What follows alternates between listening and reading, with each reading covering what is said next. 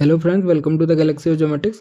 आज हम मैप्स के नोट्स 2 स्टार्ट करेंगे वापस। इसके अंदर भी दो यूनिट्स देखेंगे। एक तो इंट्रोडक्शन टू मैप्स रहेगा यूनिट 1 के अंदर, जिसके अंदर हम मैप्स के रिलेटेड इन्फॉर्मेशन देखेंगे, कलर, उसके क्लासिफिकेशन, सारी चीज़ें हम इंट्रोडक्शन टू मैप्स के बारे में समझेंगे।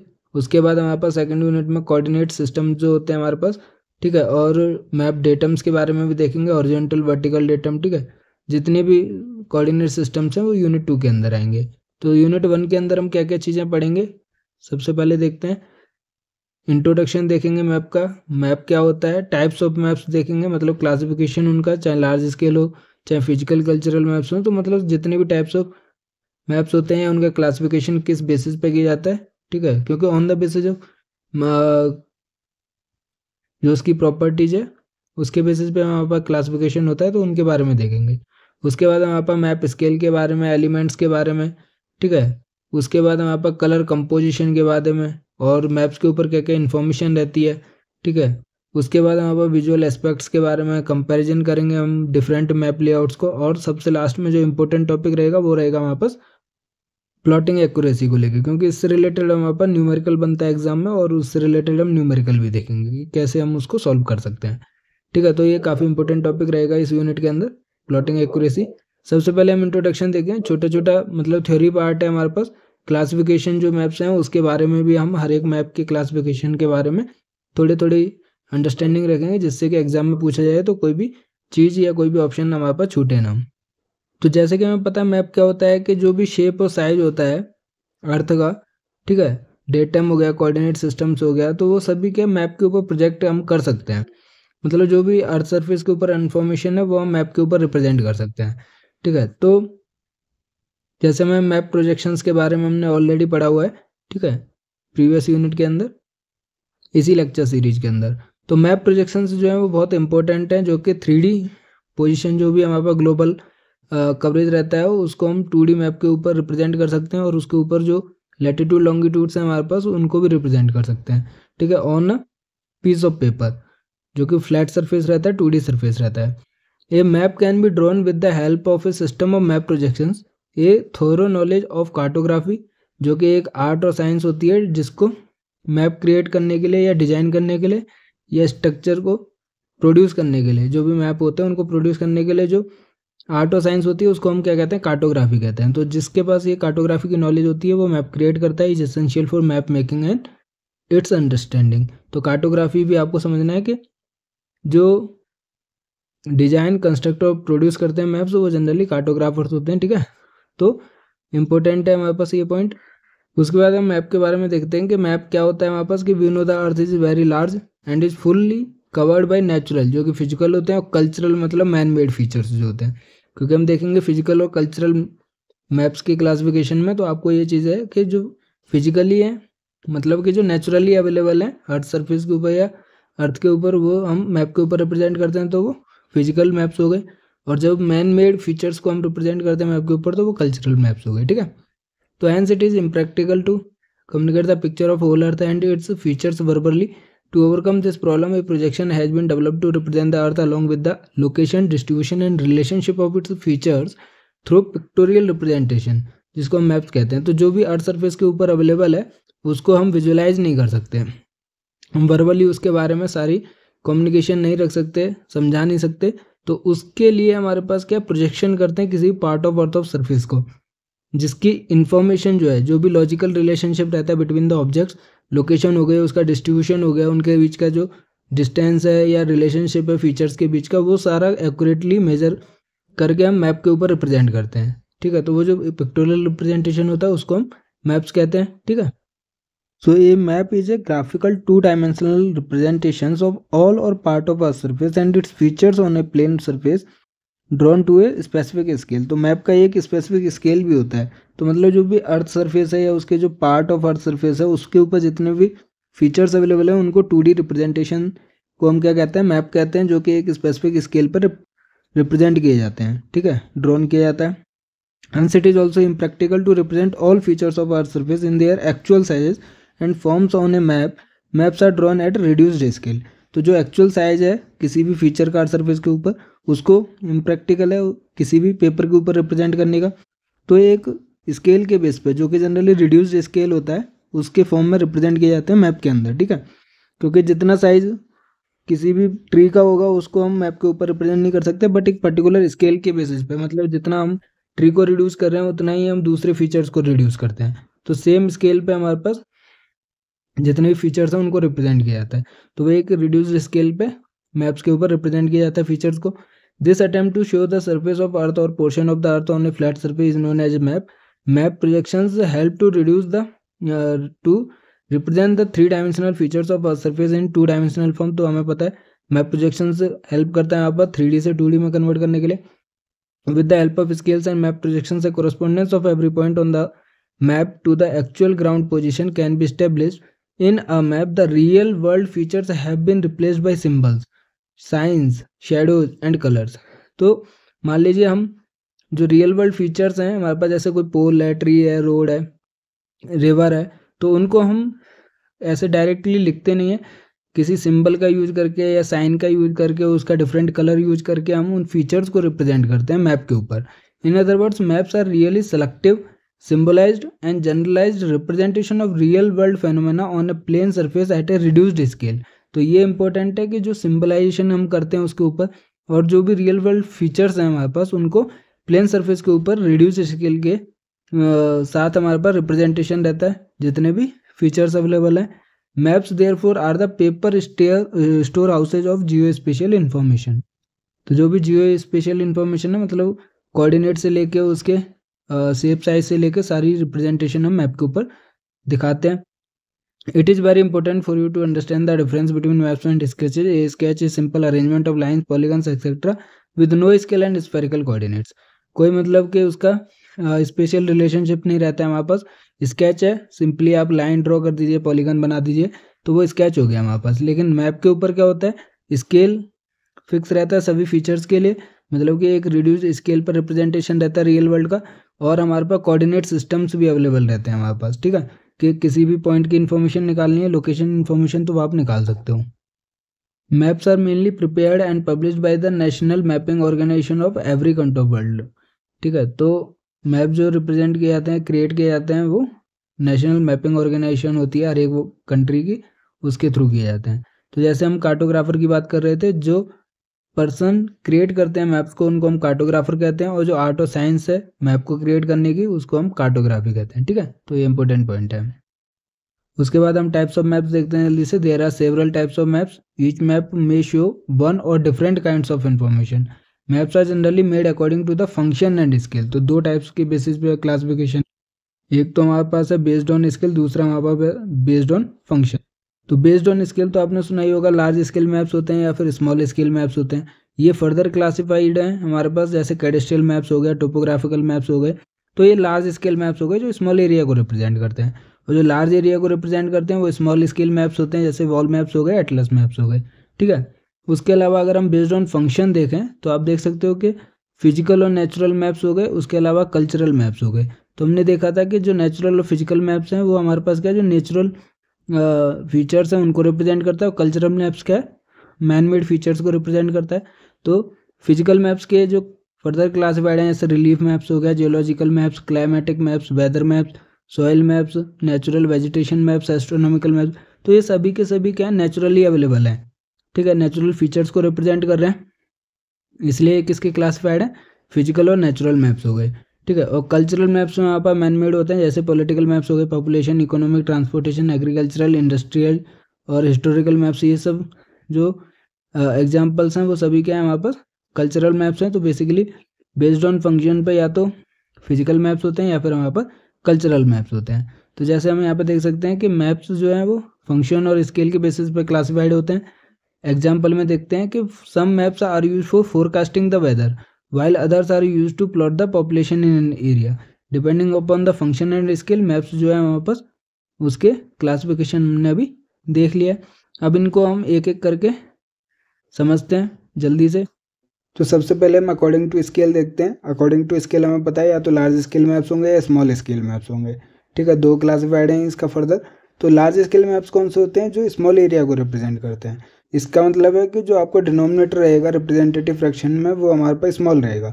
तो a map which shows a small area with detailed information is refer to as a large scale map. Large scale में represent an area in higher detail.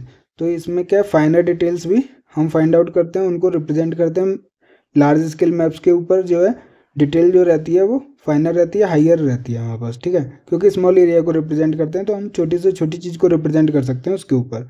10 map में contain more information but coverage of an area is small. तो ये चीज़ पूछी जाती है कि information ज़्यादा रहती है बट कवरेज जो रहती है वो एरिया की स्मॉल रहती है, इसीलिए हमारे पास जो स्मॉल एरिया को कवर करते हैं उनको हम लार्ज स्केल मैप्स कहते हैं, क्योंकि 1 में जो भी रहेगा, जैसे यहाँ पे हम देखते हैं कि यूएस जियोलॉजिकल सर्वे मैप जो ड्रॉन किए जाते हैं 1:62,500 स्केल के ऊपर किए जाते हैं, और कैनेडियन सेंटर और टोपोग्राफिकल इंफॉर्मेशन मैप्स जो होते हैं वो 1:50,000 पे, और जो इंडिया के होते हैं जो कि सर्वे ऑफ इंडिया के मैप्स होते हैं उनको हम 1:25,000 तक के स्केल पर रिप्रेजेंट कर सकते हैं।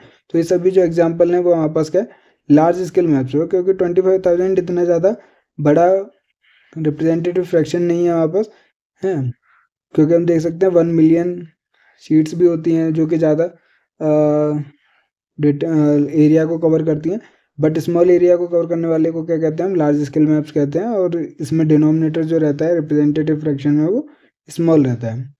Large scale maps are further subdivided into cadastral and topographical maps, ठीक है। तो टोपोग्राफिकल मैप्स की हम बात कर रहे थे, जैसे सर्वे ऑफ इंडिया के जो टोपोग्राफिकल मैप्स होते हैं वो टोपोशीट्स कहलाती हैं, तो उनका जो होता है वो लार्ज स्केल मैप्स होते हैं क्योंकि स्मॉल एरिया को रिप्रेजेंट करते हैं। बट हम सबसे पहले एक कैडेस्ट्रियल मैप देखते हैं, ये भी इंपॉर्टेंट है। कैडेस्ट्रियल जो ड्राइव हुआ है वो कैडेस्ट्रियल से हुआ है, जिसका मीनिंग है रजिस्टर ऑफ प्रॉपर्टी। तो जहाँ कैडेस्ट्रियल आ जाए मतलब वहाँ प्रॉपर्टी से रिलेटेड बात हो रही है। तो these maps are drawn on a very large scale map, क्योंकि लार्ज स्केल मैप पे हमारे पास हाइयर डिटेल्स रिप्रेजेंटेशन रहता है। तो इनका जो स्केल रहता है जनरली 1:3960 या फिर 1:1900 और even more large scale map रहता है। They are use to show the ownership of land properties by demarcating the boundaries of agricultural fields and buildings. तो जब भी आपको ज़मीन का बंटवारा वगैरह करना होता है तो कैडेस्ट्रियल मैप का हेल्प किया जाता है हमारे पास, उसकी बेसिस पे हमारे पास उनका बाउंड्री ड्रॉ किया जाता है, ठीक है, उसको प्रॉपर्टी को बंटवारा किया जाता है।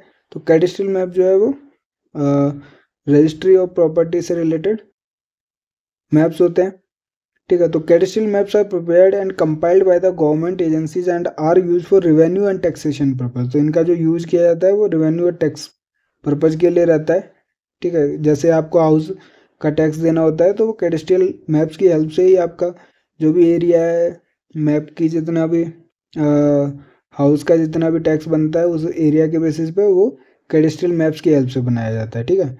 Village maps prepared by Patwari may be put under this type, ठीक है। कैडेस्ट्रियल मैप क्या है, पटवारी गांव में देखता है। दूसरा यहाँ पर टोपोग्राफिकल मैप्स।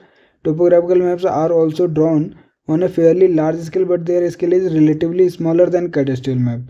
इसका जो स्केल रहता है वो है तो लार्ज स्केल मैप, बट इसका जो रिप्रेजेंटेशन है जैसे हम देख सकते हैं कि डिफरेंट स्केल में रिप्रेजेंट किया जाता है, 1:25,000, 1:50,000, 1:2.5 लाख। तो ये सारे स्केल वैसे भी हमने समझे थे जब survey of India of toposheet या टोपोग्राफिकल मैप्स की नंबरिंग जब हम समझ रहे थे, तो काफ़ी इंपॉर्टेंट हैं ये स्केल्स, और ये हमने 4th लेक्चर प्रीवियस लेक्चर में ही समझा है। काफ़ी इंपॉर्टेंट टॉपिक था वो, क्योंकि हर एक बार उससे प्रीवियस ईयर में गेट एग्जाम में क्वेश्चन बना है हमारे पास, ठीक है।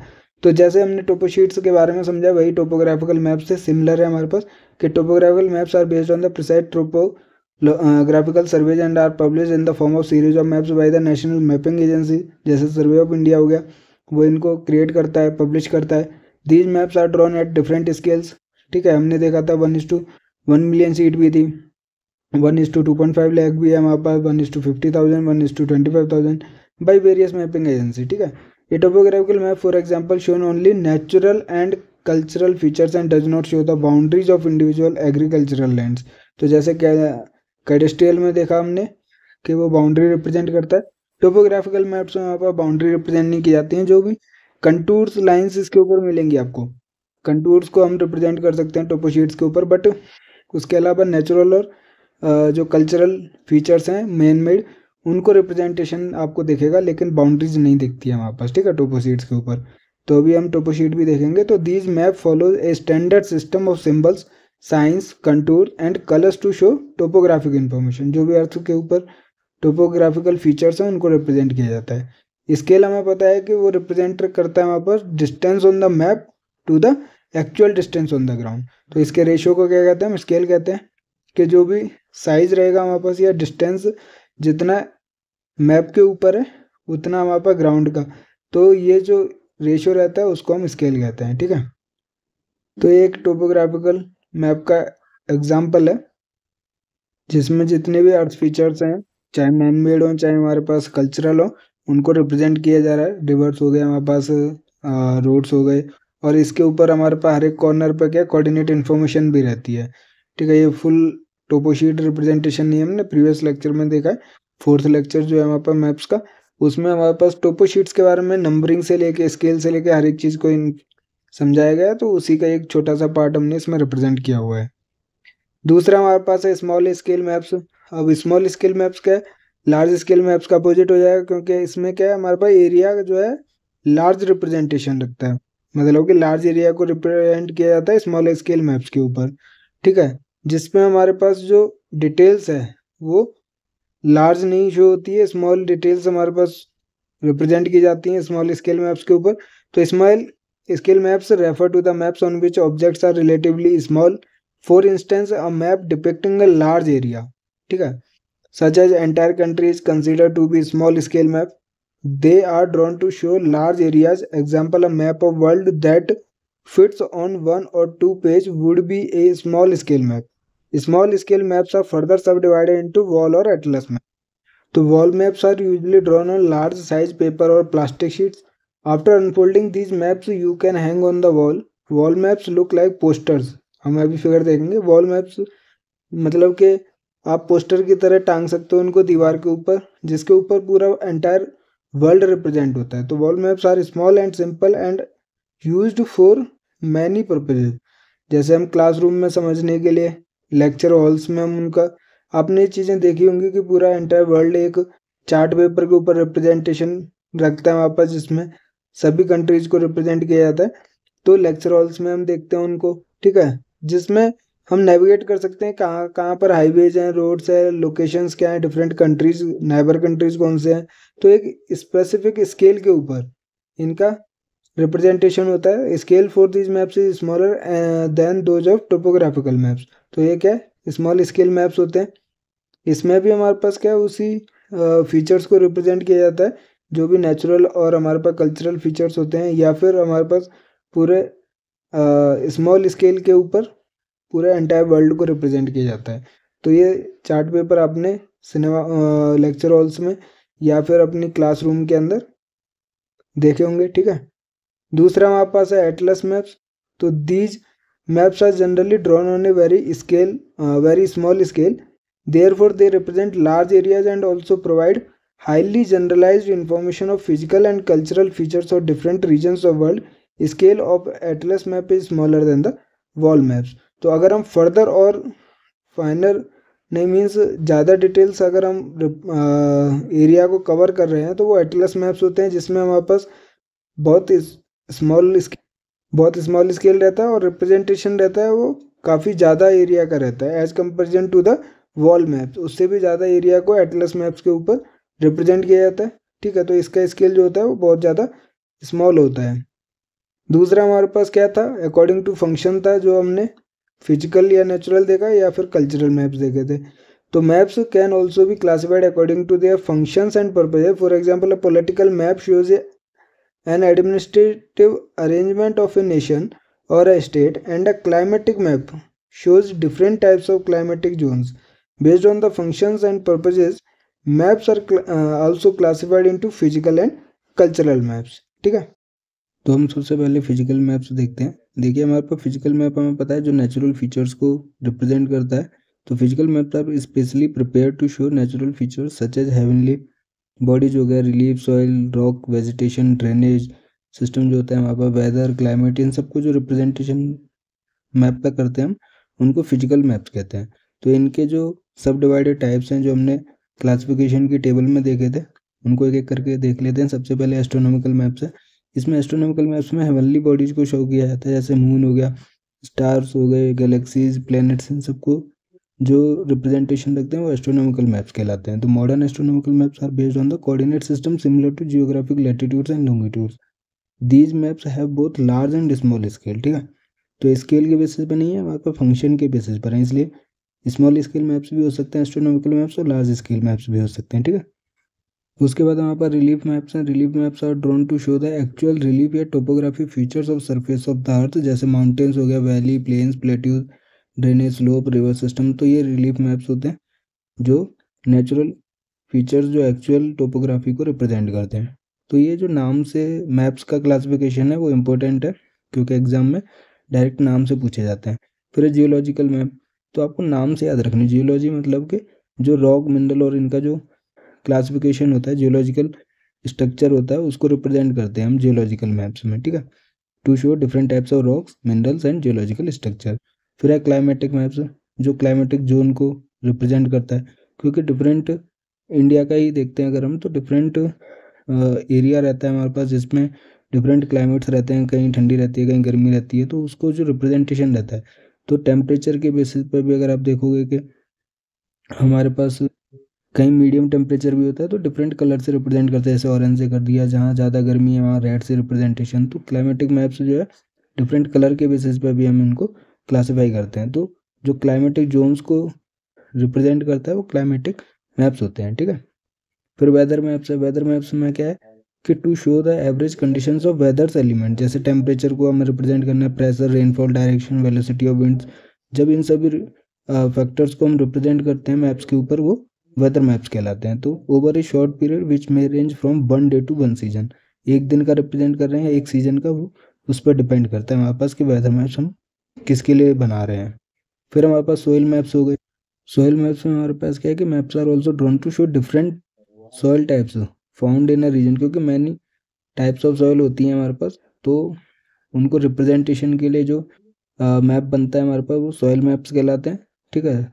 तो और continent using different shades and colour, जैसे मैंने आपको अभी वेदर का एग्जांपल दिया, सॉरी उसका क्लाइमेट का एग्जांपल दिया, वैसे ही हमारे पास क्या डिफरेंट शेड और कलर से सॉइल के रिप्रेजेंटेशन करते हैं, तो उन्हें हम सॉइल मैप्स कहते हैं। कहीं हमारे पास क्ले रहेगा, कहीं हमारे पास सैंडी सॉइल रहेगी, तो उनको डिफरेंट कलर या डिफरेंट शेड से रिप्रेजेंट करते हैं सॉइल मैप्स के ऊपर, ठीक है।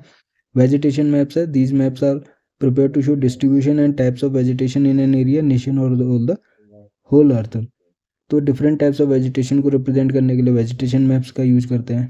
तो आपको नाम से याद करना है, जिसमें एक, बाकी तो एज द नेम सजेशन है, बट रिलीफ मैप्स आपको याद करने पड़ेंगे जो एक्चुअल टोपोग्राफी फीचर्स को दिखाते हैं, जैसे माउंटेन्स हो गया, वैली हो गया, प्लेन्स हो गया। बाकी तो आप नाम से ही इनको क्लासीफाई और आइडेंटिफाई कर सकते हो, ठीक है।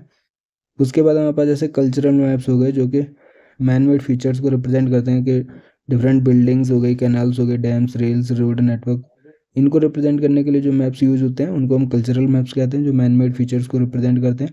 सबसे पहले उसके अंदर है हमारे पास पॉलिटिकल मैप्स।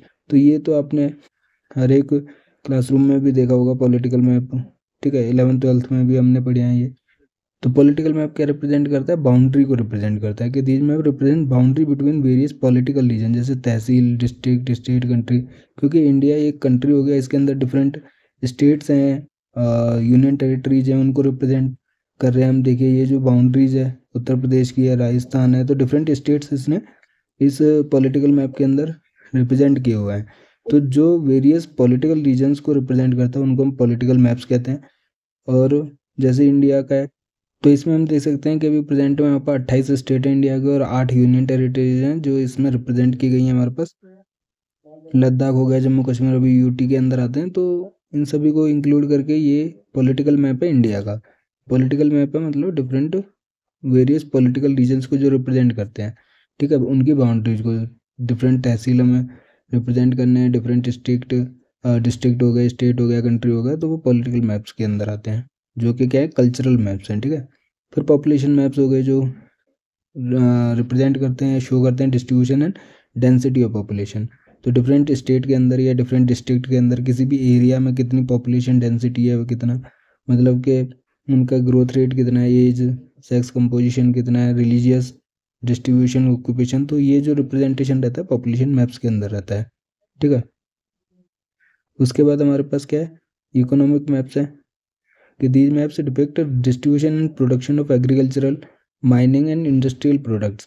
मतलब जो इकोनॉमी में हेल्प करते हैं, तो डिफरेंट सेक्टर्स हैं हमारे पास, जैसे एग्रीकल्चरल हो गया, माइनिंग हो गया, इंडस्ट्रियल सेक्टर हो गया, जो कि इकोनॉमी में हेल्प करते हैं उनके रिप्रेजेंटेशन के लिए, कि कितना ज़्यादा डिस्ट्रीब्यूशन है, कितना ज़्यादा प्रोडक्शन है किसी भी एग्रीकल्चर। जैसे माइनिंग एरिया हमारे पास ज़्यादातर उत्तराखंड उसमें झारखंड और उड़ीसा की तरफ रहता है, तो वहाँ पर ज़्यादा एरिया को कवर करेगा। एग्रीकल्चरल जो है वो पंजाब की साइड हो गया, यूपी में हो गया।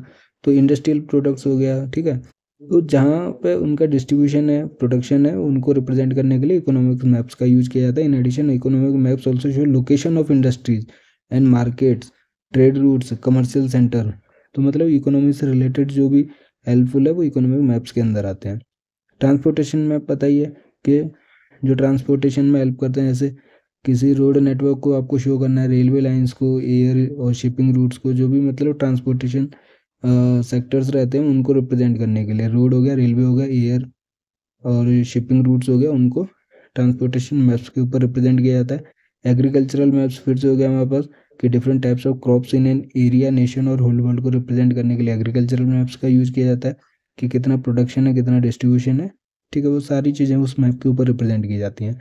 इंडस्ट्रियल मैप्स हो गया हमारे पास कि to show location of industrial hubs in a region, nation और कॉन्टिनेंट, क्योंकि रेजिडेंशियल एरिया भी रहेगा उसमें, कमर्शियल एरिया भी रहेगा, इंडस्ट्रियल एरिया भी रहेगा।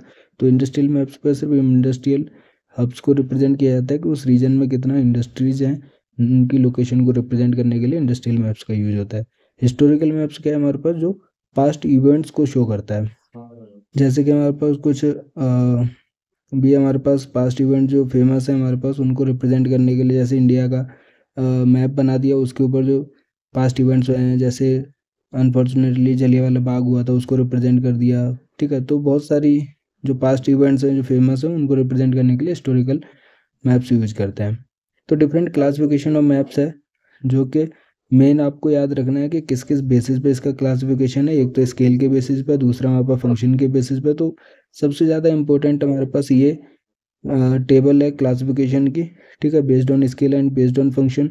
लार्ज स्केल मैप होते हैं स्केल के बेसिस पे, स्मॉल स्केल मैप्स होते हैं, फिर फर्दर क्लासिफिकेशन है उनका। तो ये जो फर्दर क्लासिफिकेशन है, आपको name as the name suggestion से आपको सारी चीज़ें मैंने अंदर ब्रीफ करी हुई है, ठीक है। तो आपको मेन सबसे जो इम्पोर्टेंट है वो है इनका क्लासिफिकेशन, किसके बेसिस पे कौन से मैप्स होते हैं हमारे पास। उसके बाद नेम के बेसिस पे आप एक बार समझ लोगे तो वो याद रहेगा। बस आपको रिलीफ मैप्स मैंने बोला था, बाकी तो आप एज द नेम सजेशन, ठीक है, वो आप बता सकते हो कौन से मैप्स क्या रिप्रेजेंट करते हैं। तो मेन है आपका रिलीफ मैप जो एक्चुअल टोपोग्राफी को रिप्रेजेंट करते हैं। जैसे कि हमने सभी मैप्स के बारे में देखा, cadastral, topographical, wall maps, atlas maps, relief map, geological, climatic, weather, soil maps, natural vegetation, astronomical maps, political, population, economic, transportation, agricultural, industrial, historical maps, सभी मैप्स के बारे में हमने ब्रीफ में देखा है, ठीक है। तो ये चीज़ें एग्जाम में पूछी जाती हैं और मेन है वहाँ पर टाइप्स ऑफ मैप्स का। तो अगर वीडियो पसंद आया तो लाइक कीजिए, दोस्तों के साथ शेयर कीजिए और चैनल को सब्सक्राइब कीजिए और अपनी गेट ज्योमेट्रिक्स की तैयारी ज्योमेट्रिक्स गैलेक्सी के साथ करते रहिए। Thank you.